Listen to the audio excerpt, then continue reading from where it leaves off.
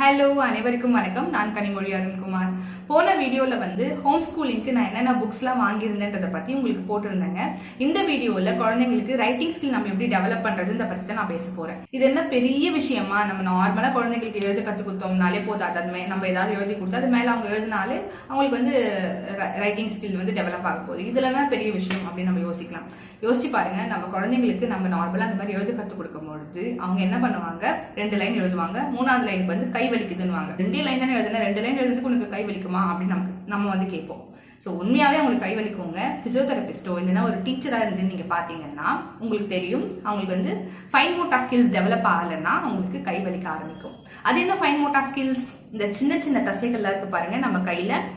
So இந்த மாதிரி சின்ன சின்ன தசைகள் எல்லாம் ஃபங்க்ஷன் ஆகலை, அதாவது அதுக்கு முன்னாடி அவங்க வந்து அதை ப்ராக்டிஸ் பண்ணலை, அந்த தசைகள்லாம் வந்து இறுக்கமாக இருக்கும். ஸோ ப்ராக்டிஸ் பண்ணலை அப்படின்னும் பொழுது அவங்களுக்கு வந்து பென்சிலை பிடிச்சி எழுதும் போதோ இல்லை சாக்பீஸை பிடிச்சி எழுதும் போதோ பலப்பத்தை பிடிச்சி எழுதும் போதோ கை வலிக்க ஆரம்பிக்கும். சரி, இந்த ஃபைன் மோட்டார் ஸ்கில்ஸ் எல்லாம் நம்ம முன்னாடி எப்படி அவங்களுக்கு பழக்க வைக்கிறது அப்படின்னு பார்த்தீங்கன்னா ரொம்ப ரொம்ப சிம்பிளான விஷயங்கள் தாங்க. நான் இன்னைக்கு வந்து ஒரு 2 விஷயங்கள் தான் உங்களுக்கு காட்ட போறேன். இந்த ஃபைன் மோட்டார் ஸ்கில்ஸ் டெவலப் ஆகிறதுக்கு ஒரு சிம்பிள் 2 ஆக்டிவிட்டி தாங்க நான் தேவேஷ்க்கு கொடுத்துட்டு இருக்கேன். என்ன அப்படின்னு பார்த்தீங்கன்னா, ஜஸ்ட் ஒரு ஷூலேஸ், கொஞ்சம் பீட்ஸ். என்ன பண்ணணும்னா, ஒரு பக்கம் ஷூலேஸை வந்து நல்லா நாட் போட்டுக்கோங்க. ஒன்ஸ் நாட் போட்டதுக்கு அப்புறமா இந்த பக்கம் இருக்கு பாருங்க, இதுல குழந்தைங்களுக்கு பொறுமையா பீட்ஸை உள்ள போட கற்றுக் கொடுங்க. ஸோ இந்த மாதிரி பண்ணும்பொழுது அவங்களுக்கு இந்த ஃபிங்கர்ஸோட கிரிப்பும் இந்த ஃபிங்கரோட கிரிப்பும் கான்சென்ட்ரேஷன் பவரும் அவங்களுக்கு வந்து வரும். ஸோ இது ஒரு ஆக்டிவிட்டி நான் தேவேஷ்க்கு கொடுத்துட்டு இருக்காங்க. செகண்ட் ஆக்டிவிட்டி பார்த்தீங்கன்னா, சிம்பிள் ஸ்டிக், ஐஸ் ஸ்டிக்கு, அடுத்து கொஞ்சமா இந்த மாதிரி சாஃப்ட் பால்ஸ், பாம்பாம் பால்ஸ்னு சொல்லுவோம் அதை. ஸோ சின்ன சின்ன சாஃப்ட் பால்ஸ் பாம்பாம் பால்ஸ்னு சொல்லுவோம்.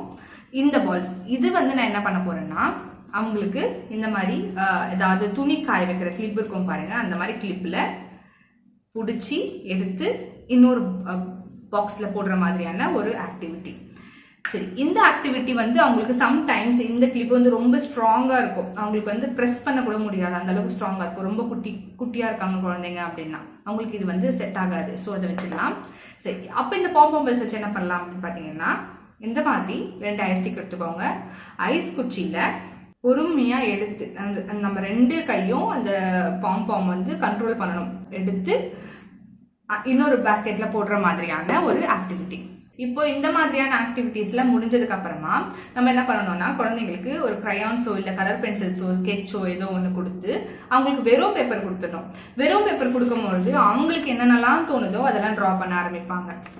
ஸோ ஒரு சர்க்கிளாக போடுறது, கிறுக்கிறது, இந்த மாதிரியான வேலைகள்லாம் அவங்க பாட்டு பண்ண ஆரம்பிப்பாங்க. இட்ஸ் ஓகே, அந்த மாதிரியே பண்ணட்டும். அவங்களுக்கு என்னன்னா தோணுதோ அதெல்லாம் கிறுக்கட்டும், வரையட்டும். ஒரு 2-3 பேப்பர் இந்த மாதிரியே கொடுக்க ஆரம்பிங்க. ஒன்ஸ் இந்த மாதிரி அவங்க நல்லா கிறுக்குனதுக்கு அப்புறமா நம்ம குழந்தைங்களுக்கு வந்து ஒரு சின்ன பேட்டர்ன் மாதிரி கொடுத்து அதுக்குள்ளே வரைய சொல்ல போறோம். எப்படி அதை பண்ண போறோம்னா, ஒரு A4 ஷீட்டு ஜஸ்ட் மேலே வந்து இந்த மாதிரி கார்ட்போர்ட் அட்டையில் ஸ்கொயர் ஷேப், இந்த மாதிரி என்ன ஷேப் உங்களுக்கு பிடிக்குதோ அந்த ஷேப்ல நீங்க கட் பண்ணிக்கலாம். இப்போ என்ன பண்ண போறோம்னா, இது மேலே வச்சு குழந்தைங்க கிட்ட இதுக்குள்ளே மட்டும் கலர் பண்ண சொல்ல போறோம். அவங்களே அதை பிடிச்சி உள்ளர மட்டும் கலர் பண்ண சொல்ல போறோம். ஒன்ஸ் அவங்க கலர் பண்ணதுக்கு அப்புறமா அதை எடுத்து பார்த்தோம்னா அவங்களுக்கு அந்த ஷேப் இருக்கும். இதே மாதிரி நீங்க நார்மலா வீட்டில் இருக்க பேங்கிள்ஸ் வச்சு கூட யூஸ் பண்ணலாங்க. நார்மலா இதை பிடிச்சி அதுக்குள்ளர மட்டும் கலர் பண்ண சொல்லலாம்.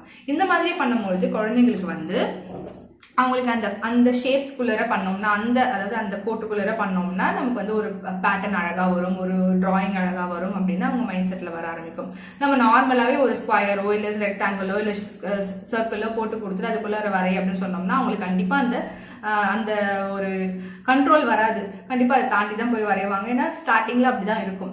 ஸோ இந்த மாதிரி பண்ணும்போது அவங்களுக்கு ஒரு ஹாப்பினஸ் இருக்கும், மைண்ட்ல வந்து அவங்களுக்கு ஒரு ஸ்டோர் ஆகும். ஓகே, அதை தாண்டி நம்ம போகக்கூடாது, வரையக்கூடாது அப்படின்ட்டு. அடுத்து ஒன்ஸ் அந்த மாதிரி அவங்க ட்ரா பண்ணதுக்கு அப்புறமா இந்த மாதிரி சிம்பிள் பேசிக் ஷேப்ஸோ இல்லைன்னா ஒரு பெரிய பிக்சர், அதாவது ஒரு பெரிய ஆப்பிள் இல்லை ஒரு பெரிய மேங்கோ, ஒரு பெரிய ஃப்ளவர், இந்த மாதிரி சிம்பிள் பேட்டர்ன்ஸ் இருக்க மாதிரியான பிக்சர்ஸை கொடுத்து கலர் பண்ண சொல்லலாம். இதுல ஒரு கலரும் ஒவ்வொரு ஷேப்பும் ஒவ்வொரு இடத்திலும் ஒவ்வொரு கலர் பண்ணுங்க சொல்லும் பொழுது அவங்க ஓரளவுக்கு கண்ட்ரோலா பண்ண ஆரம்பிப்பாங்க. ஒன்ஸ் அவங்க கலரிங் ஆக்டிவிட்டிஸ் எல்லாம் பண்ணதுக்கு அப்புறமா அவங்களுக்கு வந்து இந்த மாதிரியான ஷீட்ஸ் ப்ரொவைட் பண்ண ஆரம்பிங்க. இந்த ஷீட் பாத்தீங்கன்னா ஜஸ்ட் ஒரு ஐஸ் குச்சி தாங்க நான் ஸ்டிக் பண்ணியிருக்கேன். இதுல வந்து அவங்க என்ன பண்ணணும்னா, அந்த அவுட்லைன்ல மட்டும் பென்சில்ல டிரா பண்ணிட்டு வரணும். இதோட அவுட்லைன் மட்டும் எல்லாமே அவங்க பென்சிலில் ட்ரா பண்ணிட்டு வரணும். ஸோ இது ரொம்ப சிம்பிளாக தாங்க இருக்கும் ஆக்டிவிட்டீஸ். ஏன்னா குழந்தைங்களுக்கு அப்படிதான் கொடுக்க ஆரம்பிக்கணும் பேசிக்காக. அதுக்கப்புறமா போக போக நம்ம வந்து கொஞ்சம் காம்ப்ளிகேட்டடாக கொடுக்க ஆரம்பிக்கலாம். ஸோ பேசிக்காக ஒரு 2.5 வயசு இல்லை 3 வயசு குழந்தைங்க 3 வயசு குழந்தைங்கன்னு வச்சுக்கோங்களேன்.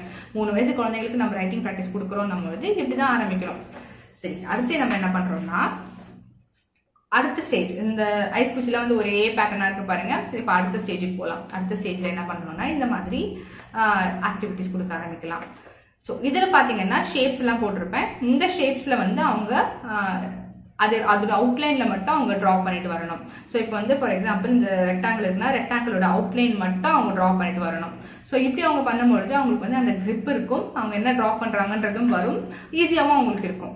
ஃபர்ஸ்ட் அந்த பென்சிலை பிடிச்சி ஏபிசிடியோ இல்லை எழுதுறதுக்கு முன்னாடி இதெல்லாம் பண்ணும்பொழுது தான் அவங்களுக்கு வந்து அந்த ஃபைன் மோட்டார் ஸ்கில்ஸ் நல்லா டெவலப் ஆகுங்க.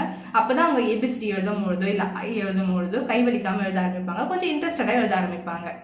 இப்போ ரைட்டிங் ஸ்கில் இன்ட்ரடியூஸ் பண்ண ஆரம்பிக்கணும். நம்ம வந்து ஸ்டார்டிங்லேயே நம்ம எடுத்த உடனே ஏபிசிடி எழுத கற்றுக் கொடுத்துடலாமா இல்லைன்னா எழுத கற்றுக் கொடுத்துடலாமா அப்படின்னு கேட்டால் கண்டிப்பாக கிடையாது. ஸோ இப்போ நீங்கள் வந்து பேசிக்காக ஒரு ஏபிசிடி எழுத கற்றுக் கொடுக்குறீங்கன்னா அதுக்கு முன்னாடி பேசிக் ரைட்டிங் ஸ்கில்ஸ் ஒன்று இருக்குது. அது நம்ம என்னென்னலாம் பண்ணலாம்ன்றத அடுத்த வீடியோவில் பார்க்கலாம். ஸோ இந்த வீடியோ உங்களுக்கு பிடிச்சிருந்தா மறக்காமல் லைக் பண்ணிடுங்க. இன்னும் நம்ம சேனல் சப்ஸ்கிரைப் பண்ணலன்னா மறக்காம சப்ஸ்கிரைப் பண்ணிடுங்க. ப்ளஸ் பக்கத்தில் இருக்க அந்த பெல் பட்டனையும் ப்ரெஸ் பண்ணிடுங்க. அப்பதான் நான் போடுற வீடியோஸ் உங்களை தேடி வந்துகிட்டே இருக்கும். கடைசி வரைக்கும் பார்த்து எல்லாருக்கும் தேங்க்யூ. தேங்க்ஸ் ஃபார் வாட்சிங்.